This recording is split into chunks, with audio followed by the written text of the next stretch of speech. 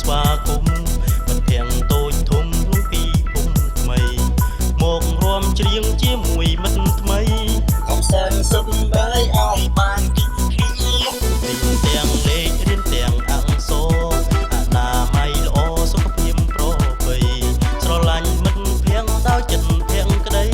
ក្នុងពីភូមិថ្មីសំបាយអង្គចាក្នុងពីភូមិថ្មីសំបាយអង្គចាអស្ចារ្យអស្ចារ្យញ៉ាំពីកូនតាញ៉ាំទៅពីទាំងใจស្រីដែរលេងដល់ខ្ញុំអ៊ីទីថ្ងៃនេះយើងរៀនពីអក្សរ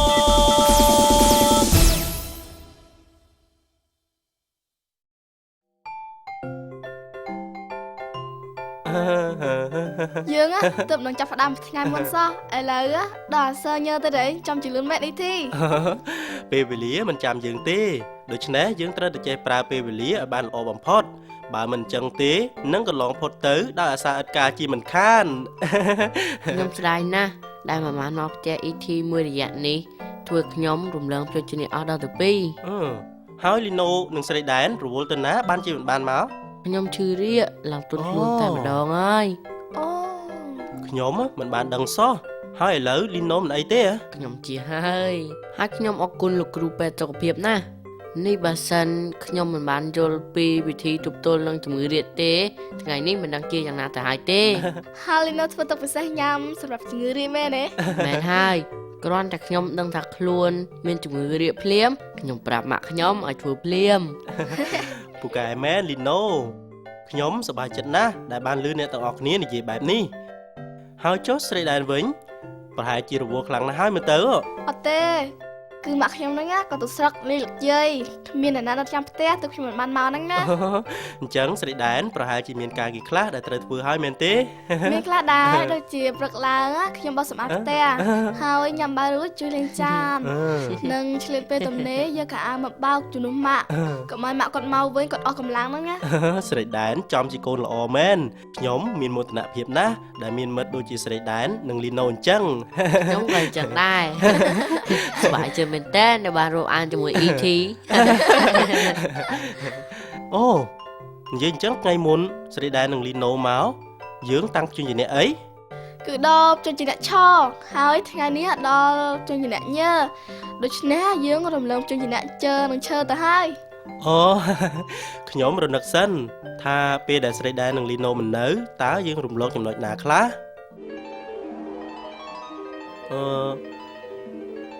អូនឹកឃើញហើយគឺរំលងចម្រៀងមួយបទពីនៃដែលអ្នកគ្រូដាំទៅដល់ឲ្យមានបើជំរឿនចាំចាំលេងឡើងចាំបាំលេងឡើងដល់ពេលចាំបាំទាំងសំពេងមានថាអរគុណក្រោយទៅចាស់ចាស់មុតថាអរគុណមិនទទួលអ្វីមួយព្រួយចិនដាដើរឯការអាហារឆៃមៀវមៀវមៀវម៉ែមួយព្រួយចិនដាដើរឯការចំនៃឆៃមៀវមៀវដូចដាច់មៀវមៀវមៀវនេះខ្ញុំនឹងលីណូរំលងចំបត់ពីរូដល់ហើយបើ ET មិនរំលឹកទេខ្ញុំមិនដឹងជាស្ដាយយ៉ាងណាទេ ET រកណាទៀតមើលតើពួកយើងរំលងត្រង់ណាទៀតរំលឹកសិនរំលងកន្លែងណាណោះអូរកនឹកឃើញហើយគឺរឿងកូនតោអូល្អណាស់ ET ខ្ញុំមកដូចជានឹកកូនតោដល់ហើយនេះហើយថ្ងៃមុន ET និយាយត្រង់ណាហើយគឺដល់ស្វាកណ្ដុរបង្អាប់កូនតោត្រូវហើយត្រង់ហ្នឹងហើយហើយបន្ទាប់មកទៀតកូនតោប្រឹងប្រែងរៀនសម្បើមណា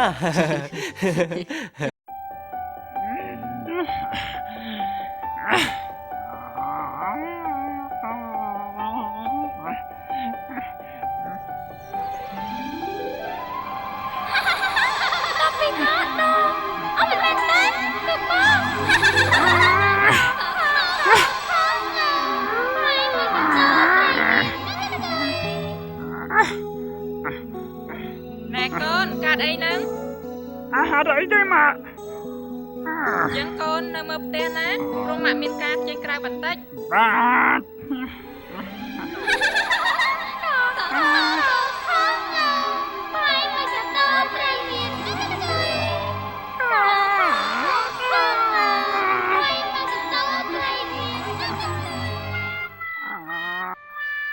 អញត្រូវតែខំរៀនកុំឲ្យខ្មាស់គេទៀត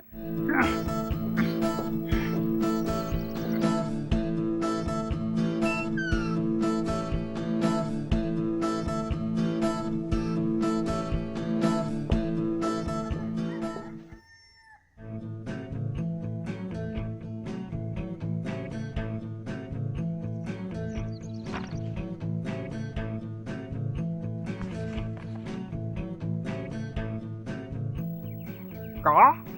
khó có khó ngố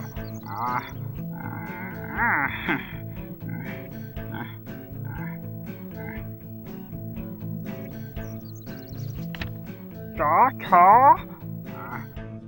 chú chú hai chú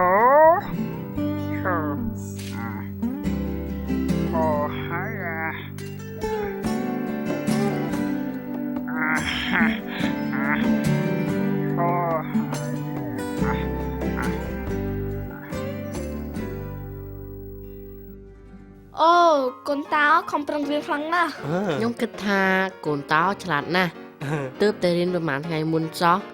ឥឡូវអាចចេះជិត10អក្សរទៅហើយខ្ញុំមិនដែលឃើញនរណារៀនឆាប់យ៉ាងហ្នឹងទេ ខ្ញុំក៏គិតដូចឌីណូដែរព្រោះការរៀនជួយជាអ្នកមិនងាយដូចការគិតទេខ្ញុំចាំថាពេលដែលខ្ញុំរៀនជួយជាអ្នកដំបូងគឺខ្ញុំចំណាយពេលច្រើនណាស់ ចំណែកខ្ញុំពេលខ្លះរៀនខាងមុខក៏ភ្លេចខាងក្រោយដែរណា ស្រីដែរនិយាយអញ្ចឹងធ្វើខ្ញុំសរសើរ ET ទៀតហើយព្រោះការតាំងជួយជាអ្នករាល់ថ្ងៃអញ្ចឹងមិនងាយភ្លេចវិញទេមែនទេ เป็นฮาลิโนតាពេលខ្លះទោះបីជាខ្ញុំចាំជន់ជាអ្នកក៏ដោយក៏មានការពិបាកក្នុងការសរសេរដែរព្រោះមិនដឹងថាសរសេរយ៉ាងម៉េច អូខ្ញុំមានវិធីមួយសម្រាប់ជួយក្នុងការសរសេរជន់ជាអ្នក ទោះជាវិធីនេះត្រូវគ្រប់អក្សរក៏ដោយតែវាអាចជួយខ្ញុំបានខ្លះ បើលីណូនិងស្រីដែនចង់រៀនខ្ញុំនឹងប្រាប់ ប្រកបណា ET ខ្ញុំមិនខ្លាចនឹងរៀនអ្វីដែលអាចជួយយើងបាននោះទេ ល្អណាស់ អក្សរជើអក្សរជើខ្ញុំសរសេរពីស្វែងទៅស្ដាំត្រូវតែចាំត្រូវតែចាំស្វែងទៅស្ដាំគឺអក្សរជើអក្សរជើអក្សរជើខ្ញុំសរសេរពីក្រោមឡើងលើត្រូវតែចាំ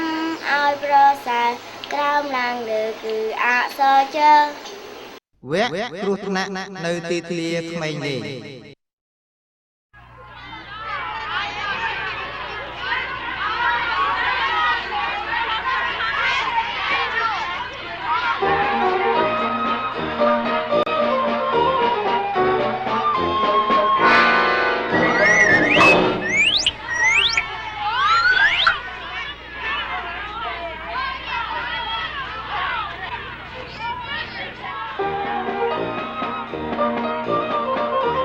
អ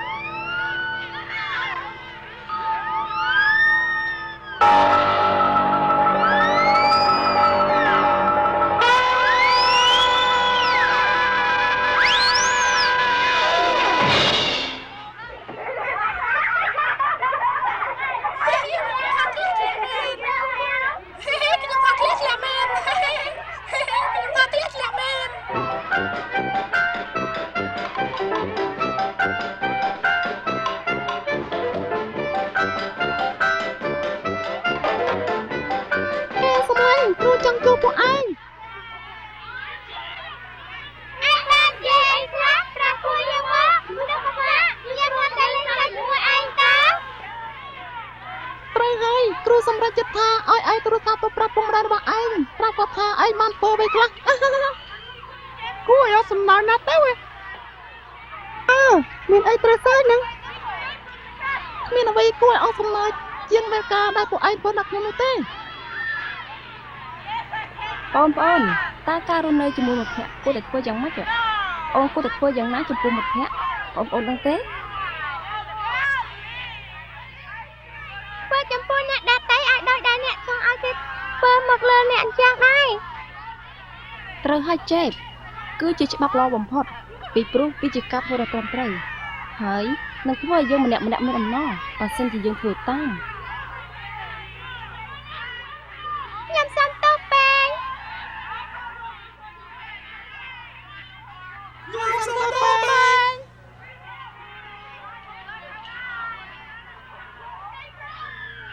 ហើយ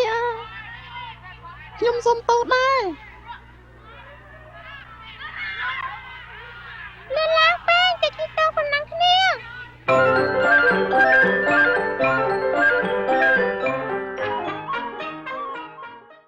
ទើបនឹងនិយាយពីរឿងសុំទោសហើយថ្ងៃនេះខ្ញុំឃើញចិត្តទៅសុំទោសអញ្ចឹងធ្វើខ្ញុំកាន់តែយល់ដឹងច្រើនណាស់ពីការសុំទោសនេះ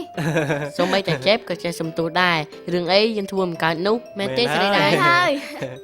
ហើយចំណុចមួយដែលខ្ញុំចាប់អារម្មណ៍តើអ្នកទាំងពីរដឹងថាកន្លែងណាទេត្រង់ចំណុចណាអីទេគឺនៅត្រង់ចំណុចដែលចេបសុំទោសពេងហើយពេងមិនត្រឹមតែមិនខឹងនឹងចេបទេហើយថែមទាំងសុំទោសចេបវិញផងអូត្រូវហើយគេថែមទាំងលេងជាមួយគ្នាវិញទៀតផងស្រីដែរនឹងលីណូគិតទៅមើលបើសិនជាចេបមិនបានសុំទោសពេងទេតើនឹងមានរឿងអីកើតឡើងប្រហែលជាពេងខឹងនឹងចេបនឹងមិត្តភក្តិផ្សេងទៀតរហូតហើយចេបនឹងបាត់បង់មិត្តភក្តិម្នាក់ត្រូវហើយពាក្យចាស់ពោលថាមិត្តល្អពិតជាពិបាករកណាស់ដូច្នេះសូមកុំឲ្យរឿងតូចតាចធ្វើឲ្យខូចមិត្តភាពនោះមែនហើយ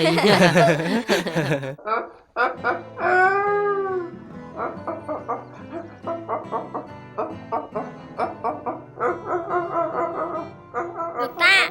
អាគីកាត់អីហ្នឹងបានវាចេះតែស្រែងប្រហែលវាឈឺធ្មេញហើយមើលទៅធ្វើម៉េចលោកតាដឹងអាគីមកណា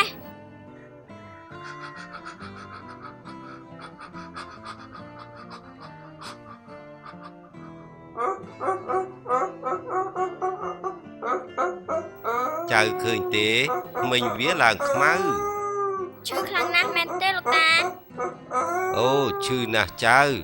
សូម្បីតែមនុស្សចាស់ក៏ទ្រាំមិនបានដែរខ្ញុំអាណិតអាគីខ្លាំងណាស់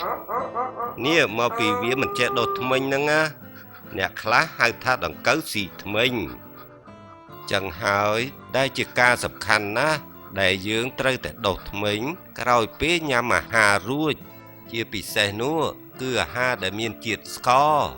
នៅពេលដែលជាតិស្ករនៅជាប់នឹងធ្មេញ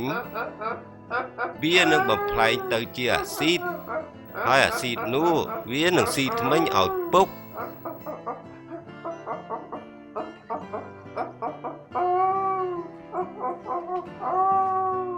យីអាគីកាត់អីហ្នឹងចេះតែស្រែងគឺវាឈឺធ្មេញខ្ញុំទៅតាមវាសិន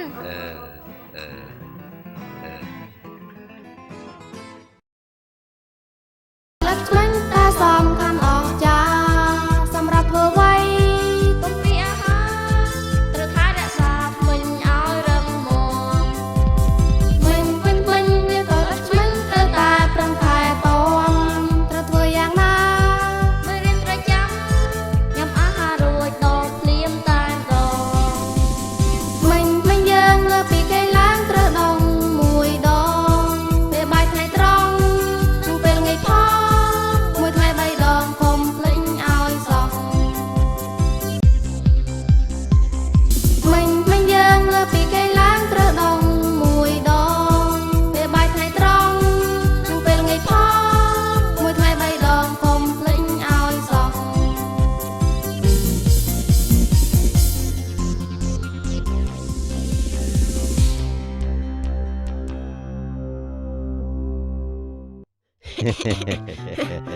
ហើយលោកតាយ៉ាងម៉េចចៅថ្ងៃនេះយើងចាប់ផ្ដើមរាប់ឈ្មោះសត្វដោយព្យួរជាអ្នកចំនួន3តែម្ដងត្រូវហើយ ជួយជាអ្នកទាំង3គឺអក្សរចឆហើយនិងអក្សរញ ហើយព្យញ្ជនៈទាំង3នេះគឺជាព្យញ្ជនៈទី8ទី9ហើយនិងទី10ត្រូវហើយចៅចង់ចាប់ផ្ដើមមុនឬក៏ឲ្យតាមុន លោកតាចាប់ផ្ដើមមុនចុះ ចឹងក៏បាន សត្វដែលផ្ដើមដោយអក្សរចនេះមានសត្វជន្លេនសត្វជ្រូកនិងសត្វជ្រឹងចៅមានស្គាល់សត្វជ្រឹងទេ ស្គាល់ដែរលោកតា សត្វនេះគឺសត្វនាងនិងសត្វបជាវ គឺហៅគ្រាន់តែវាធំជាងហើយមុខរបស់វាស្រដៀងនឹងសត្វកណ្ដោ ហើយចំណុចសំខាន់របស់សត្វជ្រឹងហ្នឹងគឺវាចិញ្ចឹមកូនដោយទឹកដោះដូចសត្វបជាវដែរ ចាំជួយចម្លែកមែនណាលោកតា វាជាសត្វដែលអាចហើរបានតែបែរជាចិញ្ចឹមកូនដោយទឹកដោះទៅវិញ នេះគឺជាលក្ខណៈពិសេសដែលធ្វើឲ្យយើងងាយចំណាំវាបានណាចៅ ហើយសត្វបន្តទៀតគឺសត្វជើងទាហើយនឹងសត្វជង្គង់ក្រាស់ចំពុះខ្មៅគឺផ្ដើមដោយអក្សរជ សត្វពីរប្រភេទនេះតាមិនដែលឮសោះ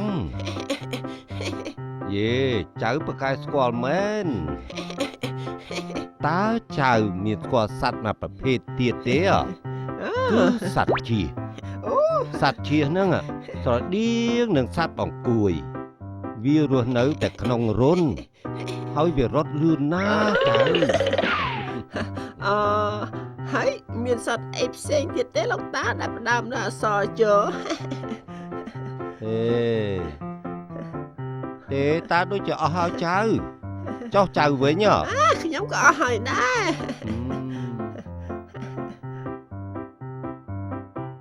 ចឹងយើងរាប់ឈ្មោះសត្វដែលផ្ដើមដោយអក្សរឆវិញម្ដង តើចៅស្គាល់ឈ្មោះសត្វដែលផ្ដើមដោយអក្សរឆនេះទេ ខ្ញុំស្គាល់តែលោកតា ហើយក៏មានសត្វមួយដែលផ្ដើមដោយអក្សរឆគឺសត្វឆ្លើង ឆ្លើង ហើយសត្វប្រភេទនេះវារស់នៅតែក្នុងទឹក វាចាំតែទាមចិញ្ចក់ឈាមមនុស្សហើយនឹងសត្វផ្សេងជាអាហារ តាស្គាល់សត្វមួយដែលផ្ដើមដោយអក្សរឆនេះគឺសត្វឆ្លុះដែលគេហៅថាឆ្លុះយ៉ា ហាលោកតាហើយសត្វឆ្លុះនេះស៊ីសាច់ជាអាហារមានទេលោកតាបានជាគេហៅវាថាជាឆ្លុះយ៉ា មិនទេចៅ គ្រាន់តែគេហៅឈ្មោះប៉ុណ្ណោះវាស៊ីស្មៅនិងរុក្ខជាតិជាអាហារ ហាលោកតាខ្ញុំគ្រាន់តែសួរលេងតែលោកតា អញ្ចឹងទេចៅពួកចៅមានស្គាល់សត្វអីទៀតទេដែលផ្ដើមដោយអក្សរឆនេះចំណែកតាអស់ហើយ ខ្ញុំក៏អស់ហើយដែរអញ្ចឹងយើងចាប់ផ្ដើមនៅអក្សរញតែម្ដងទៅ បានចៅហើយចៅមានស្គាល់សត្វអីដែលផ្ដើមដោយអក្សរញនេះទេតាអូននឹកមិនឃើញទេ ខ្ញុំក៏នឹកមិនឃើញដែរលោកតា អញ្ចឹងយើងគិតថាត្រឹមនឹងចោះថ្ងៃហ្នឹងចាំថ្ងៃក្រោយបើតានឹកឃើញតានឹងប្រាប់ចៅ ហើយចៅទាំងអស់កុំភ្លេចណា បើចៅស្គាល់សត្វណាដែលផ្ដើមដោយអក្សរញនេះសូមប្រាប់តាផង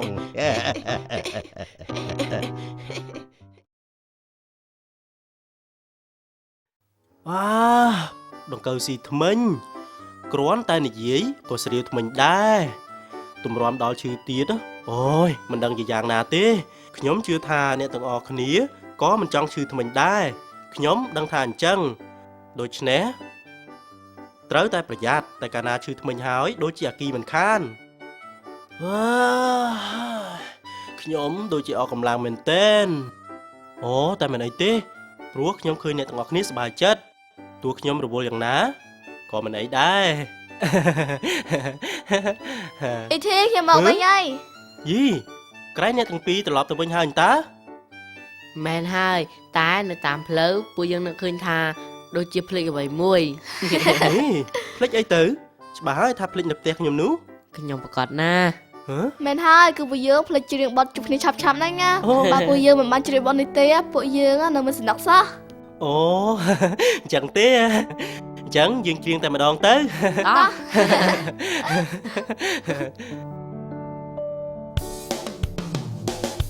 ថ្ងៃនេះជាថ្ងៃអស្ចារ្យម្លេះទេ